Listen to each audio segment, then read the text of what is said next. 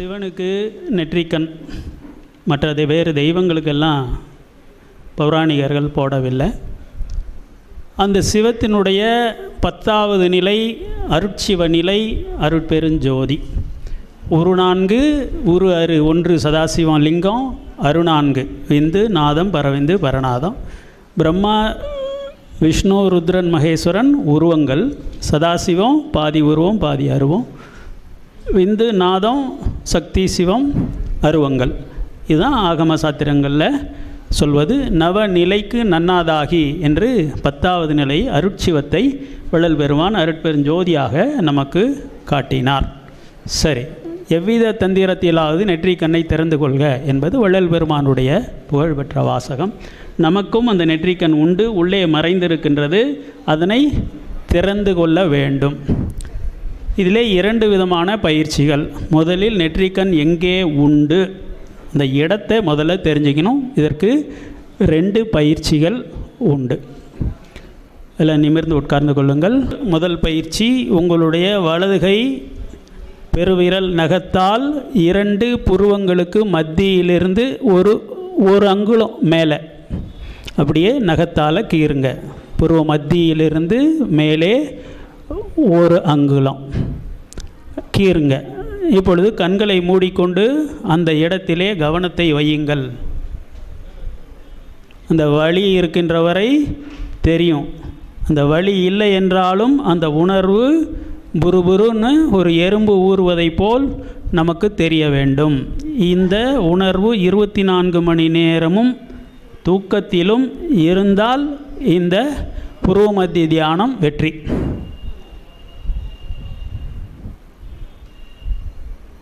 கண்களை மூடிக்கொண்டு புருவ மத்தியிலே அந்த இடத்துல தியானம் செய்யவும், கவனத்தை வைங்க. பெருமானுடைய வாசகம் எப்போதும் சிற்சபையின் கண்ணே கவனம் வைக்க, அதற்கு முதலில் புருவ மத்தியில் கவனம் வைக்க 2 படிநிலைகளாக காட்டுகின்றார். முதல் படிநிலை புருவ மத்தி, அதான் இந்த தியானம்.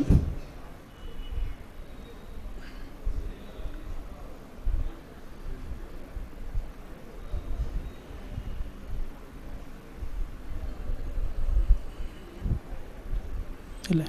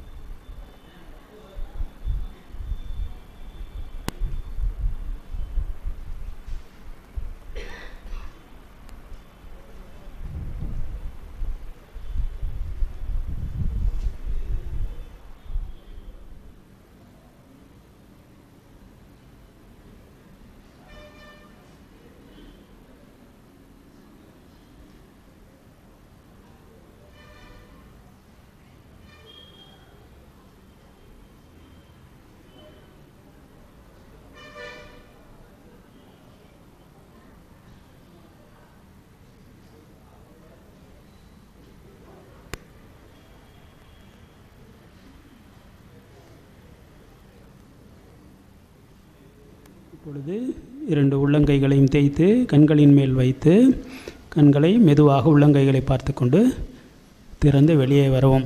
வீட்டிற்கு சென்று நிதானமாக செய்யவும். எவ்வளோ நேரம் வேணாலும் செய்யலாம், எப்போ வேணாலும் செய்யலாம்.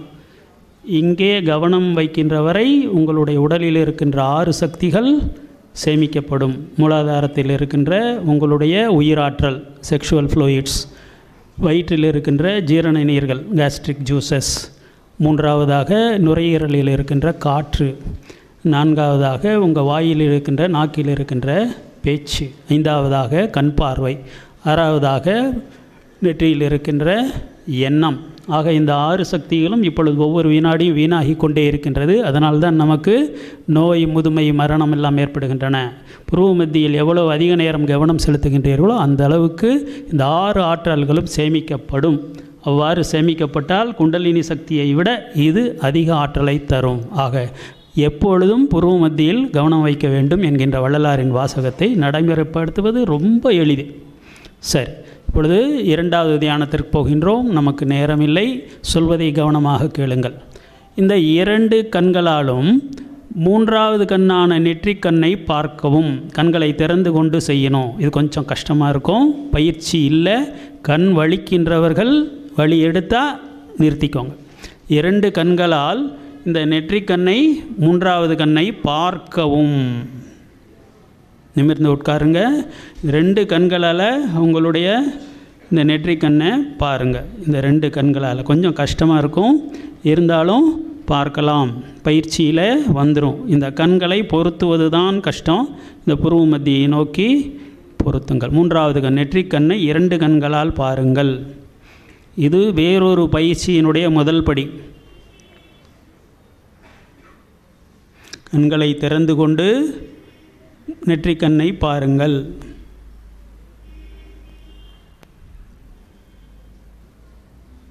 கண்களிலே வலி எடுத்தால் நிறுத்திவிடுங்கள்.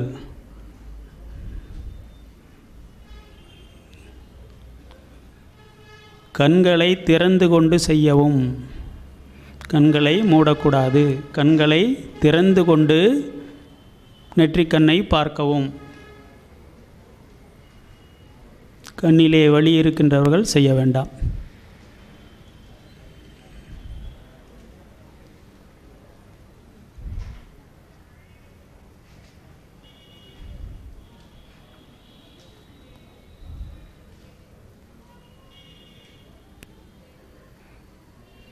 சித்தர்கள், ஞானிகளினுடைய படங்களை நீங்கள் பார்த்தால் எப்பொழுதும் அவர்களுடைய கண்கள் நெற்றிக்கண்ணை நோக்கியே இருக்கும். கண் எங்கே இருக்கின்றதோ, மனதின் எண்ணம் எங்கே இருக்கின்றதோ அங்கேதான் வாசி என்கின்ற உயிராற்றல் இருக்கும். வாசி என்பது கண்ணும் மனமும். வாசி யோகத்தினுடைய மிக முக்கியமான பகுதி இந்த தியானம். அதுக்காக தான் நான் சொல்லித்தரேன். பின்னாலே வாசி யோகம் கற்றுத்தருகின்ற பொழுது இது உங்களுக்கு பயன்படும்.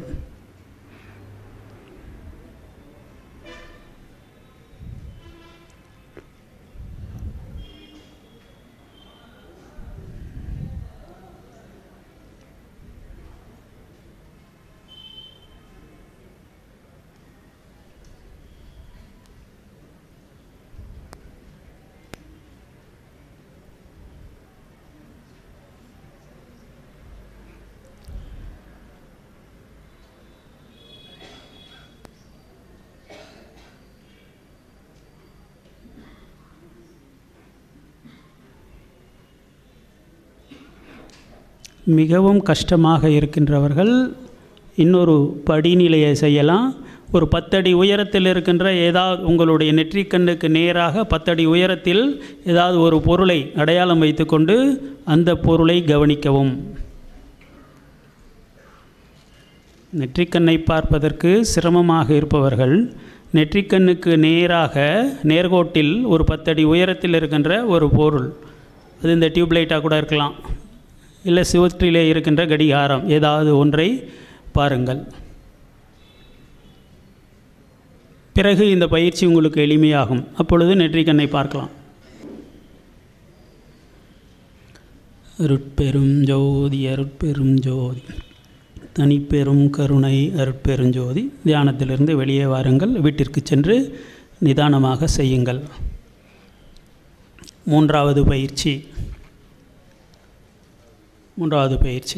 இப்பொழுது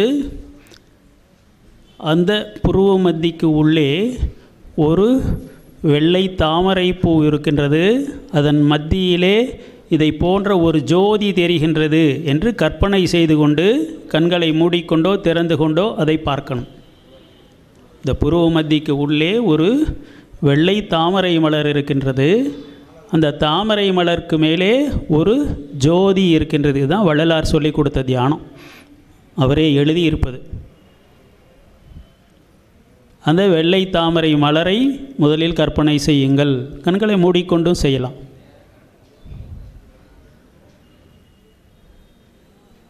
இரண்டாவதாக, அந்த வெள்ளை தாமரை மலரின் மீது ஒரு ஜோதி இருக்கின்றது என்று ஜோதியை கற்பனை செய்யுங்கள். இப்பொழுது பாவனையில் கற்பனையில் செய்கின்றோம்.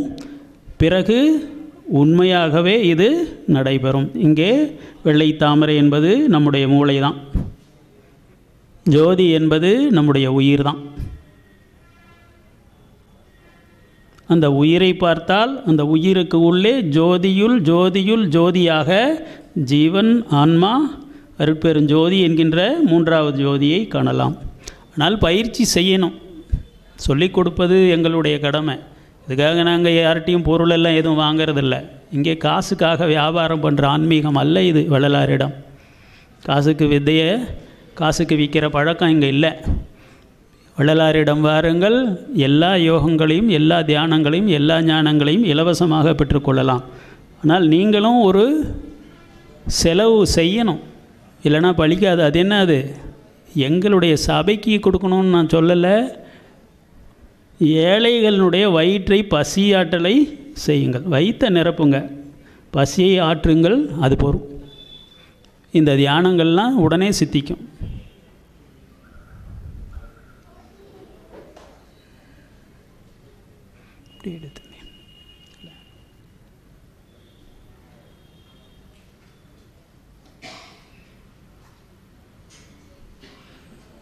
தயவுசெய்து தியானத்திலே கவனம் வையுங்கள்.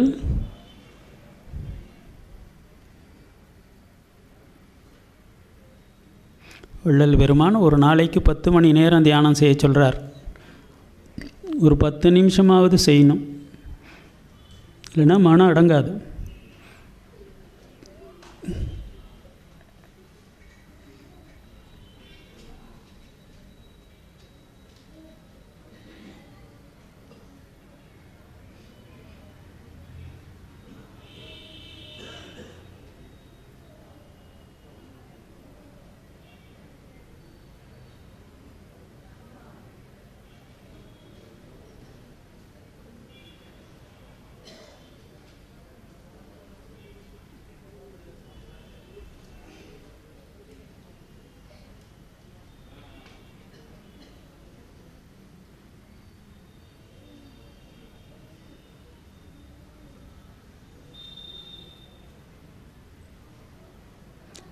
சாதாரண நிலையிலே கண்களை மூடினால் இருள் தான் தெரியும்.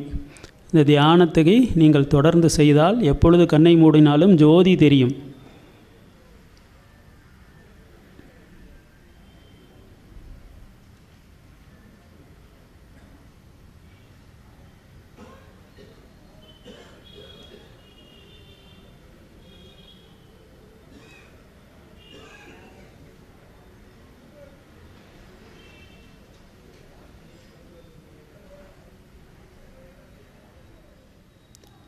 நான்காவதாக ஒரு யோகம்.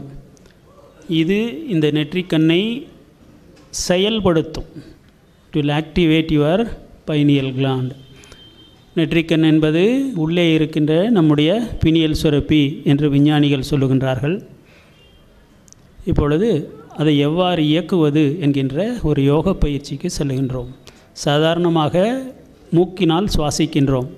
அந்த சுவாசம் அப்படியே தான் இருக்கும், ஆனால் மூக்கின் வழியாக தான் நடக்கும். ஆனால் நாம் நெற்றிக்கண்ணின் வழியாக சுவாசத்தை உள்ளே இழுக்கின்றோம், நெற்றிக்கண்ணின் வழியாக சுவாசத்தை வெளியே விடுகின்றோம் என்று கற்பனை செய்து கொண்டு சுவாசிப்பதை ஆழமாக சுவாசித்து நிதானமாக வெளியே விடவும்.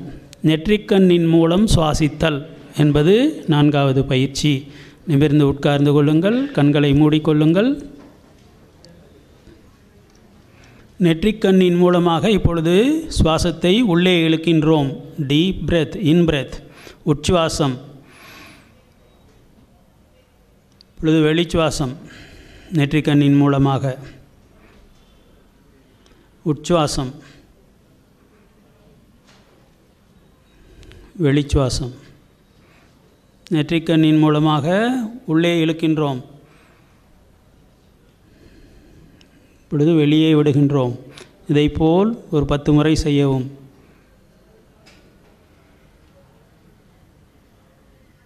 இதை செய்ய செய்ய உணர்வானது அந்த புருவ மத்தியில் நிரந்தரமாக உங்களுக்கு தங்கும். எளிமையாக அந்த உணர்வு உங்களை பற்றி கொள்ளும்.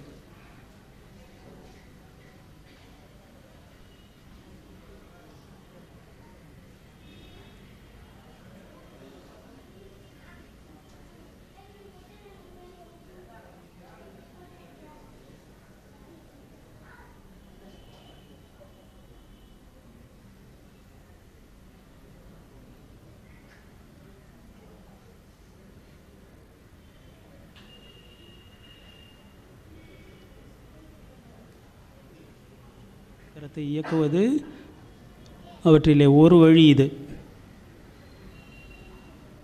அருட்பெரும் ஜோதி அருட்பெரும் ஜோதி தனிப்பெரும் கருணை அருட்பெரும் ஜோதி. இப்பொழுது அடுத்த பயிற்சிக்கு செல்கின்றோம். புருவ மத்தி இது உண்மையான சிற்சபை எங்கே இருக்கின்றது? சிற்சபை என்பது, பொற்சபை என்பது, ஞானசபை என்பது ஆத்மாவைத்தான் என்று வள்ளல் பெருமான் உரைநடையிலேயே சொல்வார். அது எங்கே இருக்கின்றது? இதை இன்று வரை உலகிலே எந்த ஞானியும் தெளிவாக சொல்லவில்லை. தேவனின் பரலோக ராஜ்யம் உனக்குள் இருக்கின்றது என்று இயேசுநாதர் சொன்னார். எங்கே என்று சொல்லியிருப்பார், பைபிளிலே இல்லை. திருமூல நாயனார் என்ன சொன்னார்? நெற்றிக்கு நேரே புருவத்து இடைவெளியில் உற்று உற்று பார்க்க ஒளிவிடும் மந்திரம் பற்றுக்கு பற்றாய் பரமன் இருந்த இடம். உச்சிக்கு கீழே உள்நாவுக்கு மேலே. இன்னும் கொஞ்சம் பக்கத்தில் வந்துட்டோம். இன்னும் போனால் தெளிவாக இதுதான் இடம், எக்ஸாக்டாக இதுதான். விஞ்ஞானம் என்றால் தெளிவாக சொல்லணும் இல்லையா?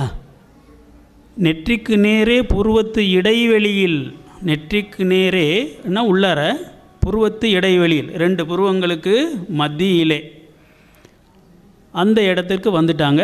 உச்சிக்கு கீழே உள்நாவுக்கு மேலே என்றால் எப்படி கண்டுபிடிப்பது? இந்த உச்சந்தலையிலிருந்து செங்குத்தாக ஒரு கோடு போடுங்கள். இந்த புருவ மத்திக்கு ஈடாக ஒரு கிடையான ஒரு கோடு ப்ளஸ் இந்த கிராஸ் மாதிரி தலையில் போட்டிங்கன்னா உங்களுடைய சிரசின் மையத்துக்கு வருவீர்கள். அந்த சிரசின் மையத்தில் தான் ஆத்மா இருக்கின்றது. இதை எப்படி கண்டுபிடிப்பது? எனக்கு தெரிந்து யாரும் சொல்லலை. ஆதியிலே தமிழ் சித்தர்கள் தமிழ் மொழியை உருவாக்கிய பொழுது அதை கண்டுபிடித்து சொல்லியிருக்கின்றார்கள். பின்னாளில் மறந்து விட்டோம். வள்ளல் பெருமான் மீண்டும் நமக்கு நினைவுறுத்துகின்றார். அகவலிலே என்ன செய்கின்றார்? அ ஆ இ என்று ஔவையாரினுடைய அந்த பாடலை போல அருட்சிவ நெறிசார் அருட்பெரு நிலைவால் அருட்சிவபதியாம் அருட்பெருஞ்சோதி ஆகம முடிமேல் ஆரண முடிமேல் ஆக நின்றோங்கிய அருட்பெருஞ்சோதி. இப்படியே அ ஆ என்று சொல்லிக்கொண்டே வருகின்றார். கடைசியாக அவ் என்கின்ற எழுத்து வரும்பொழுது எப்படி சொல்கிறார்? அவ்வியம் ஆதியோர் ஆறும் தவிர்த்த பேர் அவ்வியல் வழுத்தும் அருட்பெருஞ்சோதி. அவ் முடிஞ்ச உடனே என்ன எழுத்து வருதுங்க? அக். ஆனால் அக்குன்னு சொல்லலை. அதை எப்படி குறிப்பிடுறார் பாருங்கள். திருநிலை தனிவெளி சிவவெளி எடுமோர் அருள்வெளி பதிவளர் அருட்பெருஞ்சோதி. எத்தனை அடைமொழி போடுறார் பாருங்கள். திருநிலை, திரு என்றால் உயிர், அது நிலைத்து எப்போதும் இருக்கின்ற இடம் எது? புருவமத்தி. திரு என்றால் தெய்வம், எங்கே நிலைத்திருக்கின்றது? இதுதான் புருவமத்தி தான். தனிவெளி 16 வெளிகள் இருக்கின்றன. பௌதீக வெளி தொடங்கி கடைசியாக சிற்சபையை எப்படி சொல்லுகின்றார்? தனிவெளி. அடுத்தது இன்னொரு அடமொழி போடுறார், சிவவெளி. சிவனுடைய வீடு அதுதான் சிவவெளி. அந்த சிவவெளியை ஒரு மாடிஃபிகேஷன் கொடுக்குறார், ஒரு கண்டிஷனல் கிளாஸ். என்னது? அருள்வெளி. சமயச்சிவத்தினுடைய வெளி அல்ல. அந்த சமயம் என்கின்ற ஒரு கட்டுப்பாட்டுக்குள் வந்துவிடும், குறைந்துவிடும். எல்லையற்ற ஒரு பொருளை நாம் வரம்பு கட்டக்கூடாது என்று அருள்வெளி வள்ளலார் செய்வது இதுதான். சமயச்சிவனை அருட்சிவமாக மாற்றுகின்றார். அதனால தான் முதல்ல மேலே என்ன சொன்னார்? அருட்சிவ நிலைசார் அருட்பெரு நிலைவால் அருட்சிவபதியாம் அருட்பெருஞ்சோதி. தெரியுதுங்களா? ஆக இங்கே என்ன சொல்லுகின்றார்? அக் என்பதை திருநிலை, உயிர் இருக்கின்ற இடம், ஆன்மா இருக்கின்ற இடம், இறைவன் இருக்கின்ற இடம். ஆக இந்த அக் என்பது எக்ஸாக்டாக எங்கே இருக்குது ஆன்மா சொல்லுகின்ற இடம். இதை எப்படி நாம் பயன்படுத்துவது? பெருமான் சொன்னார், ஆக நிமிர்ந்து உட்கார்ந்து கொள்ளுங்கள். ரொம்ப முக்கியமான இடம். வாசியோகத்தின் பலன்களை எல்லாம் ஒரு கணத்தில் இது பெற்றுத்தரும். எண்ணத்தை நிறுத்த முடியாது. 30 ஆண்டுகள் 30 ஜென்மங்கள் செய்தாலும் எண்ணத்தை வைராக்கியத்தாலும் பயிற்சியாலும் அடக்க வேண்டும் என்று பதஞ்சலி முனிவர் சொல்லுகின்றார். வைராக்கியத்தாலும், வைராக்கியம்னா எல்லா ஆசைகளை விட்டுறணும். பயிற்சின்னா தினசரி பயிற்சி பண்ணணும் ராஜயோகத்தை. அப்படி செய்தாலும் 30 ஆண்டுகள் 30 ஜென்மங்கள் எடுத்தாலும் எண்ணம் நிற்காது. ஆனால் இந்த பயிற்சியில் 1 மணி நேரத்தில் எண்ணம் நின்றவர்களெல்லாம் என்னிடம் வந்து கூறியிருக்கின்றார்கள். இது சித்தர்களுடைய பரம ரகசியம். எத்தனை கோடி கொடுத்தாலும் சொல்ல மாட்டாங்க. வள்ளல் பெருமான் தான், கருணையே வடிவான வள்ளல் பெருமான் தான் இந்த யோகத்தை நமக்கு வெளிப்படுத்துகின்றார். இப்பொழுது நான் ஒரு மந்திரத்தை சொல்லப் போகின்றேன். அந்த மந்திரத்தை நீங்கள் உச்சரிக்க வேண்டும். உச்சரிக்கின்ற பொழுது உங்களுடைய நாக்கை ஒருங்கினம். முதல்ல மந்திரத்தை உச்சரிக்கணும். ரெண்டாவது, உச்சரிக்கின்ற பொழுது சுவாசத்தை ஒரு அரை நிமிடம் நிறுத்த வேண்டும். மூன்றாவதாக, அந்தரத்திலேயே உங்களுடைய நாக்கை நிறுத்த வேண்டும். நான்காவதாக, உங்களுடைய அண்ணாக்குக்கு மேலே ஒரு இடத்திலே அழுத்தம் ஏற்படும்.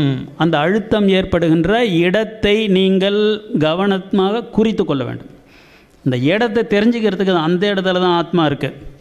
அந்த இடத்தை பிறகு நீங்கள் தியானம் செய்து கொள்ளலாம். ஆத்மா எங்கே இருக்கின்றது, நெற்றிக்கண் எங்கே இருக்கின்றது என்பதை தெரிந்து கொள்ளும் பயிற்சி இது. 4 செய்திகளை நீங்கள் உடனடியாக செய்ய வேண்டும். எப்படி? முதல்ல நான் சொல்லுகின்ற மந்திரத்தை சொல்ல வேண்டும். இரண்டாவதாக, சொல்லுகின்ற பொழுது மூச்சை நிறுத்த வேண்டும். மூன்றாவதாக, உங்களுடைய நாக்கு அந்தரத்தில் நிற்கும். மேலே அண்ணாக்க தொடக்கூடாது, கீழே பல்ல தொடக்கூடாது.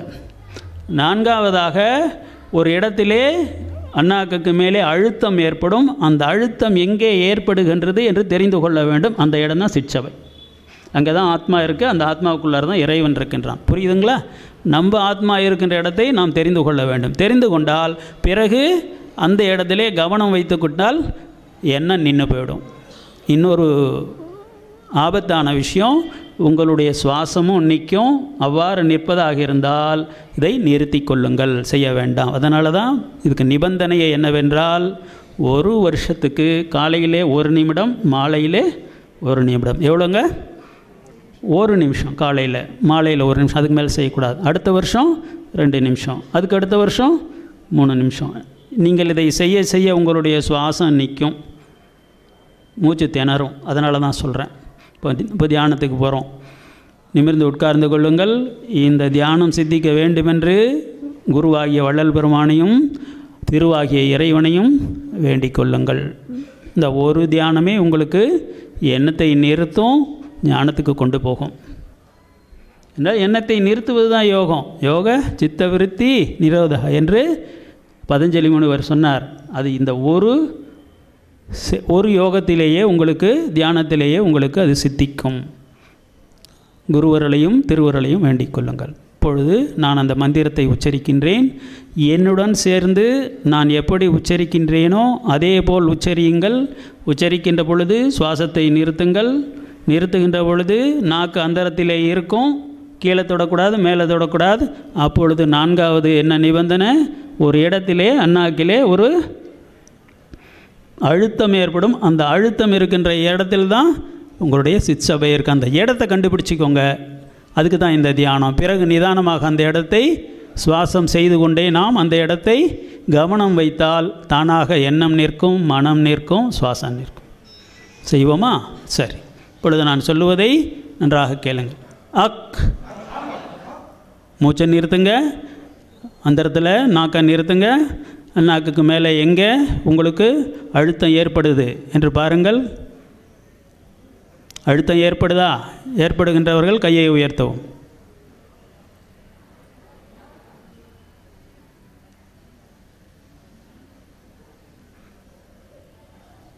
இன்னும் பாதி பேர் கையை உயர்த்த காணாமே. சரி, மீண்டும் ஒரு முறை நான் சொல்லுகின்றேன். நன்றாக கவனமாக கேளுங்கள். 4 நிலை பயிற்சி இது. மந்திரத்தை நான் சொல்வதை போல் சொல்ல வேண்டும். சொல்லுகின்ற பொழுது சுவாசத்தை நிறுத்த வேண்டும். நாக்கை அந்தரத்தில் நிறுத்த வேண்டும். ஒரு இடத்திலே அண்ணாக்குக்கு மேலே ஒரு அழுத்தம் ஏற்படும். அந்த அழுத்தம் ஏற்படுவதை புரிந்து கொள்ளுங்கள். அந்த அழுத்தம் ஏற்படுகின்ற இடத்தில்தான் சிற்சபை இருக்கின்றது. பெருமான் சொல்லுவார், எப்போதும் சிற்சபையின் கண்ணே கவனம் வைக்க என்று சொல்லிவிட்டு தான் இந்த மந்திரத்தை சொல்லுகின்றார். அதுதான் சிற்சபை. இது அகத்தில் இருக்கின்ற சிற்சபை. அந்த சிற்சபையை நாம் திறந்து கொள்ள வேண்டும். அதுக்கு தான் கரிசாலையை சாப்பிடுவது, காலையிலே கரிசாலையை அண்ணாக்கில் தேய்ப்பது எல்லாம். அங்கே ஒரு துவாரம் இருக்கின்றது. அந்த துவாரம் திறந்து கொண்டால் எல்லா உலகங்களும் இருந்த இடத்திலிருந்தே உங்களுக்கு தெரியும். ஞானசரியிலே பெருமான் சொல்வார், உலகம் யாவையும் அறிந்து கொள்ளும்போர் உளவை அறிந்திலீரே, உலகம் யாவையும் காணும்போர் உளவை ரகசியத்தை அறிந்திலீரே என்று சொல்வார். இதுதான் அந்த ரகசியம். இருந்த இடத்திலேயே பிரபஞ்சம் முழுவதும் நீங்கள் பயணம் செய்யலாம், சித்தராகலாம். இந்த ஒரு பயிற்சியிலே அவ்வளோ முக்கியமானது. அஜாக்கிரதையாக இருக்காதீர்கள். சரி, இப்பொழுது நான் மந்திரத்தை சொல்லுகின்றேன். அக், மூச்சை நிறுத்துங்க, நாக்க அந்த இடத்துல நிறுத்துங்க. இந்த அழுத்தம் நாக்குக்கு மேலே எங்கே ஏற்படுது கவனிச்சிங்களா? கவனித்தவங்க கையை தூக்குங்க.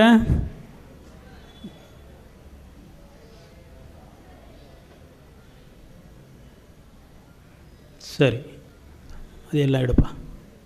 எடுத்தீங்களா? அது எடுத்தீங்களா? கை உயர்த்தி எடுத்து. சரி, பெரும்பாலானவர்கள் கையை உயர்த்தி இருக்கின்றார்கள். மற்றவர்கள் வீட்டிற்கு சென்று இந்த பயிற்சியை செய்யுங்கள். மீண்டும் வலியுறுத்துகின்றேன், ஒரு நாளைக்கு காலையில் 1 நிமிடம், மாலையில் 1 நிமிடம், அதற்கு மேல் செய்யக்கூடாது. ஆபத்தை வம்ப விலைக்கு வாங்கக்கூடாது. யோகம் செய்கிறேன் பேர் வழி என்று மூச்சு திணறலுக்கு ஆட்படக்கூடாது. குறுக்கு வழினாலே ஆபத்து இருக்கும் இல்லைங்களா? அதனால தான் சித்தர்கள் இந்த குறுக்கு வழியெல்லாம் சொல்லலை. சரி, இந்த ஜனங்கள் இவ்வளோ கஷ்டப்படுகின்றார்களே என்று பெருமான் எல்லா ரகசியங்களையும் போட்டு உடைத்து விட்டார். நீங்கள் தொடர்ந்து இந்த சபைக்கு வந்து கொண்டே இருந்தால் எல்லா ரகசியங்களும், யோக ரகசியங்கள், ஞான ரகசியங்கள், இறைவனை பற்றிய ரகசியங்கள், வாழ்க்கையில் வெற்றி அடைவது பற்றிய ரகசியங்கள் எல்லாவற்றையும் நீங்கள் தெரிந்து கொள்ளலாம். சரி, அடுத்த பயிற்சிக்கு நாம் போகின்றோம். இதற்கு பேர் அக்கயோக பயிற்சி என்று பெயர். இந்த அக்கயோக பயிற்சியினால் பிரபஞ்சம் முழுவதையும் காணலாம், கண்ணாலேயே இறைவனை காணலாம். மாணிக்கவாசகரும் வள்ளலாரும் அவ்வாறு கண்டவர்கள். என்ன சொல்லுகின்றார் மாணிக்கவாசகர் திருவாசகத்திலே? கண்ணால் யானும் கண்டேன் காண்க. நான் பார்த்தேன்ப்பா அந்த சிவனை, இந்த கண்ணாலேயே பார்த்தேன். நீயும் பார்த்துக்கலாம். எப்போ? இந்த அக்கயோக பயிற்சி செய்கின்ற பொழுதுதான். பெருமான் ஸ்ரீதர நாயக்கர் என்பவரிடம், அவர் பிரம்ம சமாஜத்துக்காரர், கண்ணால் எப்படி பார்க்க முடியும், கருத்தை எப்படி இறைவனை பார்க்க முடியும், உணரத்தான் முடியும் என்று சொன்னவர்கள். கண்ணால் யானும் கண்டேன் காண்க என்று மாணிக்கவாசகர் சொல்லுகின்றார். வள்ளலார் சொல்கிறார், அக்கயோக பயிற்சியினால் இந்த கண்ணாலேயே இறைவனை பார்க்கலாம் என்கின்றார். அதெல்லாம் பெரிய விஷயம், பிறகு பார்த்துக்கலாம். பயிற்சி செய்து கொண்டு வாருங்கள், பயிற்சியை நிறுத்தாதீர்கள். சரி, அடுத்த பயிற்சிக்கு நாம் போகின்றோம். பினியல் சுரப்பி என்பதுதான் நெற்றிக்கண் என்று லேயால் வாட்சன் போன்ற விஞ்ஞானிகள் சொல்லுகின்றார்கள். ஆதியிலே மனிதனுக்கும் நெற்றிக்கண் இருந்தது. அதனை பயிற்சி செய்யாததனால் உள்ளே அது பினியல் சுரப்பியாக மாறிவிட்டது என்று விஞ்ஞானிகள் சொல்லுகின்றார்கள். இந்த பினியல் சுரப்பி எவ்வாறு இருக்கின்றது என்றால், சீக்கிரம் கொடுங்க, நேராச்சு. உஷ்ணம் குறைவாகவும் இருக்கக்கூடாது, அதிகமாகவும் இருக்கக்கூடாது. அவரவர்களுக்கு தேவையான அளவு உஷ்ணத்தை வைத்து கொள்ளுங்கள். அதையே அருட்பெருஞ்சோதியாக கருதி கண்களால் அந்த வெளிச்சத்தையும் உஷ்ணத்தையும் கண்களால் உண்ணுங்கள். தீபக்கனியை உண்ணுங்கள். அந்த வெளிச்சத்தையும் உஷ்ணத்தையும் கண்களின் வழியாக உள்ளே இழுங்கள். அவ்வாறு உள்ளே இழுக்கின்ற பொழுது அந்த உஷ்ணம், அந்த வெளிச்சம் உங்களுடைய மூளைக்கு போகும். எந்த பாதையில் போகின்றது என்று உள்ளே கவனிக்கவும். அந்த கவனிப்பு தான் தியானம். அந்த உஷ்ணமும் ஒளியும் கண்களுக்கு உள்ளே மூளைக்கு செல்லும். அந்த பாதையை கவனியுங்கள். மூளையின் எந்த பகுதிக்கு போய் அது சேருகின்றது என்று பாருங்கள். அதுதான் தியானம். உள்ளே கவனிப்பது தான் தியானம்.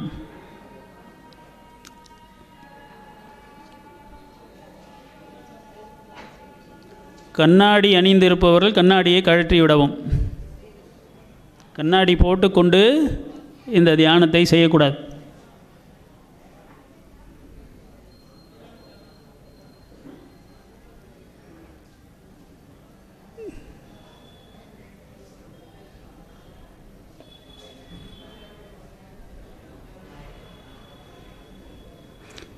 முக்கியமாக இமைக்கக்கூடாது.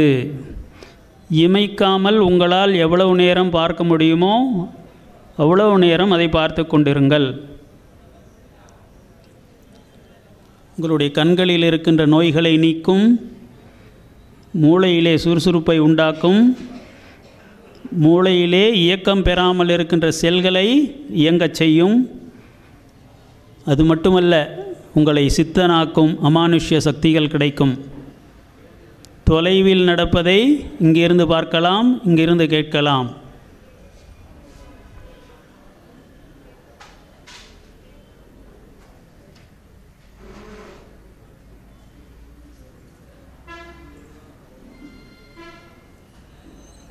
மிகச் சாதாரணமான பயிற்சி என்று எளிமையாக எடுத்துக்கொள்ள வேண்டாம். இதனுடைய பலன்கள் பாரியது.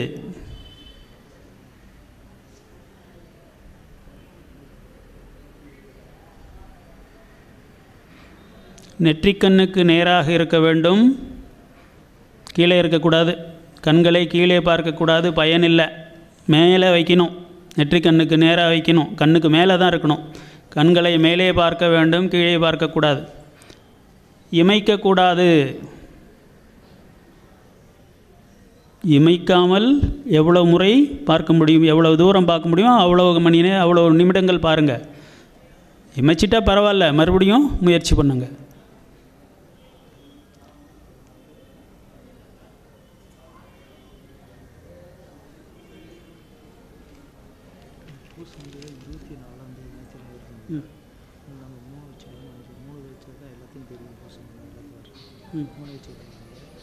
நாளைக்கு என்ன 5 இந்த பூசை முடிஞ்சது. பூசை முன்னாடி வச்சு எல்லாத்தையும் பூசிடலாம்னு சொல்லி இந்த 5 வச்சுக்கோங்க. 3 4 என்ன 4 தான் பூசணும்.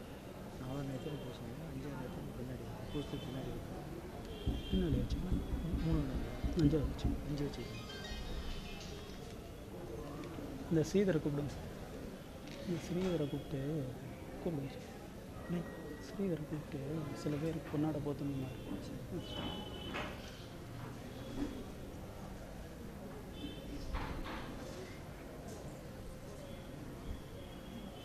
எத்தனை பேருக்கு அந்த உஷ்ணம் உள்ளே செல்வது புரிகின்றது? கையை தூக்கலாம், வலது கையை. இதை காலை மாலை 3 நிமிடம் செய்ய வேண்டும். அடுத்த வருடத்திலிருந்து ஒவ்வொரு நிமிடமாக கூட்ட வேண்டும். கண் வலி எடுத்தால், கண்களிலே எரிச்சல் வந்தால், கண்ணீர் வந்தால் நிறுத்தி கொள்ளுங்கள். இது மட்டுமல்ல, எந்த யோகம் செய்தாலும் உடல் தொந்தரவு, மன தொந்தரவு வந்தால் உடனே நிறுத்தி விடுங்கள். யார் அந்த யோகத்தை சொல்லி கொடுத்தார்களோ அவர்களிடம் போய் இதை சொல்லி சரி செய்து கொள்ளுங்கள். அதுவரை பயிற்சி செய்ய வேண்டாம். இதுதான் யோகங்களினுடைய பொது விதி. நீங்கள் வீட்டுக்கு போய் இதை செய்யலாம். 6வது தியானம், இதுவரை இந்த சபையிலே சொல்லித்தராத தியானம். சுத்த சன்மார்க்க சாதகர்களுக்கு இந்த 5ம் முதல் நிலை பயிற்சிகள். 6வது நிலை பயிற்சி மிக வித்தியாசமானது. அது உடல் மாற்றம் குறித்து வள்ளல் பெருமான் சொல்லுகின்ற தியானம். இப்பொழுது 3வதாக செய்த பயிற்சி உங்களுக்கு நினைவிருக்கும் என்று நினைக்கின்றேன். புருவ மத்தியிலே ஒரு வெள்ளை தாமரை, அதன் மேல் ஒரு ஜோதி இருப்பதாக தியானம் செய்தோம். நினைவிருக்கின்றதா? இப்பொழுது என்ன செய்ய போகின்றோம் என்றால், அந்த வெள்ளை தாமரையை புருவ மத்திக்கு உள்ளே நாம் கற்பனை செய்கின்றோம். நிமிர்ந்து உட்கார்ந்து கொள்ளுங்கள். கண்களை மூடிக்கொண்டு புருவ மத்திக்குள்ளே வெள்ளை தாமரை இருப்பதாக கற்பனை செய்யுங்கள். அந்த வெள்ளை தாமரை நிலைத்து நின்று விட்டால் கையை உயர்த்துங்கள். அடுத்த ஸ்டெப், அடுத்த படியை நான் சொல்லுகின்றேன்.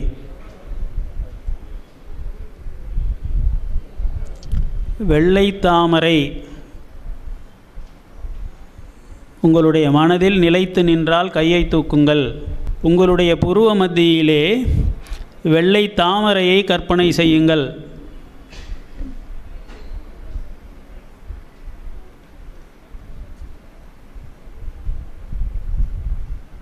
அந்த தாமரையானது ஒரு மொக்கு போல் இருக்கின்றது. மொக்கு போன்ற ஒரு வெள்ளை தாமரையை தியானம் செய்யுங்கள். இது முதல் படி.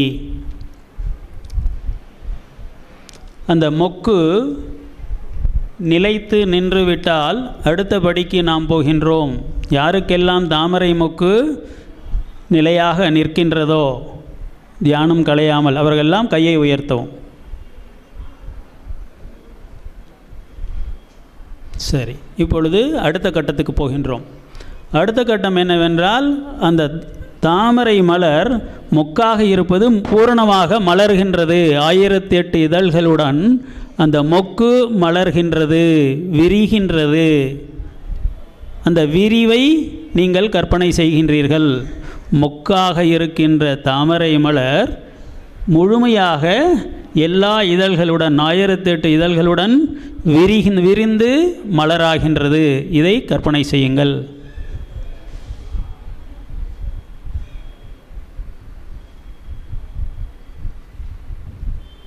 இது இரண்டாவது படி.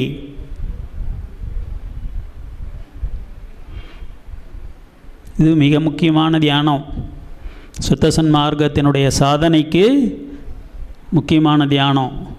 வள்ளலாருக்கு இயல்பாக ஏற்பட்டது. நாம் தியானத்தின் மூலம் அதை விரைவுபடுத்துகின்றோம். மொக்காக இருக்கின்ற வெள்ளை தாமரை மலர் முழுமையாக 1008 இதழ்களுடன் விரிந்து விட்டதா? விரிந்தவர்கள் கையை உயர்த்துங்கள்.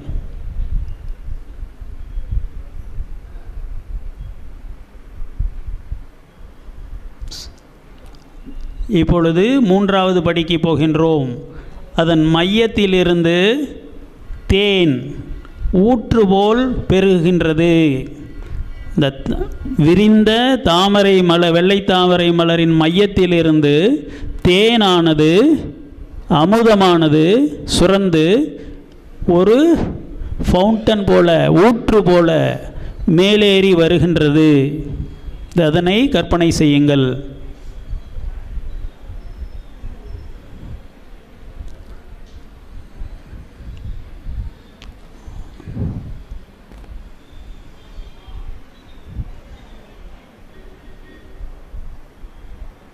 தேன் ஊற்று போல உற்பத்தியாகி வெளியே வருகின்றது. இந்த இடத்தை கற்பனை செய்தவர்கள் கையை உயர்த்தவும்.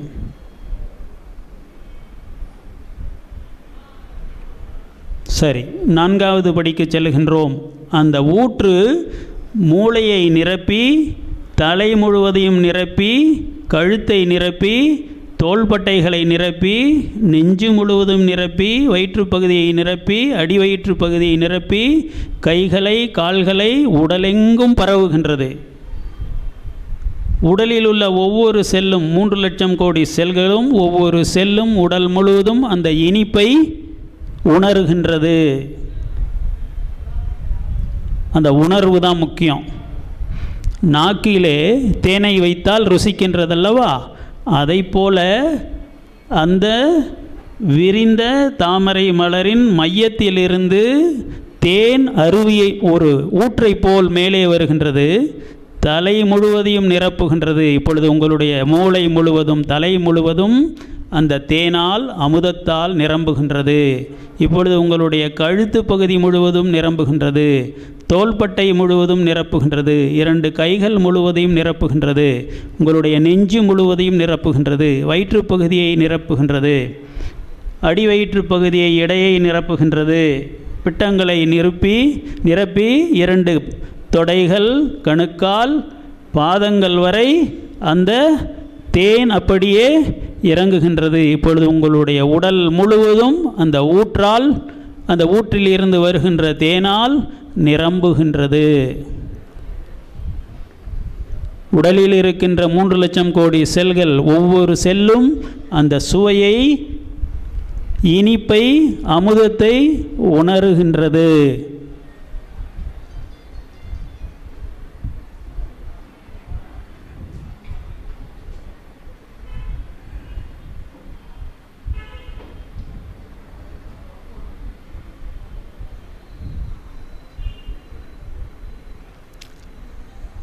இந்த தியானம் உங்களுடைய தேகத்தை சுத்தி செய்து வாசியை நரியை பரியாக்கி உடல் முழுவதும் செலுத்தும் உடல் அமுதமயமாகும், சுத்த தேகமாகும்.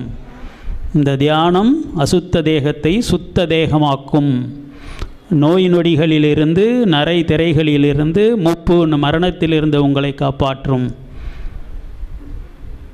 இதுவரை வெளிப்படுத்தப்படாத ரகசியம் இது. வள்ளல் பெருமான் தன்னுடைய உடல் மாற்றத்திலே இதை அனுபவித்து நமக்கு குறித்திருக்கின்றார். கற்பனையாக அவர் எதையும் சொல்லவில்லை. அகவல் முழுவதும், அருட்பா முழுவதும் அவருடைய அனுபவத்தின் பதிவுகள். இப்பொழுது உடல் முழுவதும் தேன் பாய்ந்து அந்த இன்பத்தை அனுபவித்தவர்கள் கையை உயர்த்தவும்.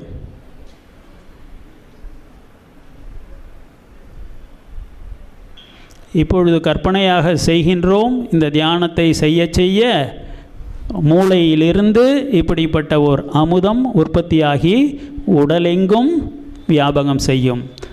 இந்த அமுதம் உடலெங்கும் பாய்கின்ற பொழுது நமக்கு புறத்திலிருந்து உணவோ காற்றோ தேவைப்படாது. அதுதான் ரகசியம். உணவோ காற்றோ இல்லாமல், சுவாசிக்காமல் நீங்கள் யோகியாக, சித்தனாக வாழ்வீர்கள். இந்த தியானத்தை முடிந்தவரை தொடர்ந்து செய்யவும்.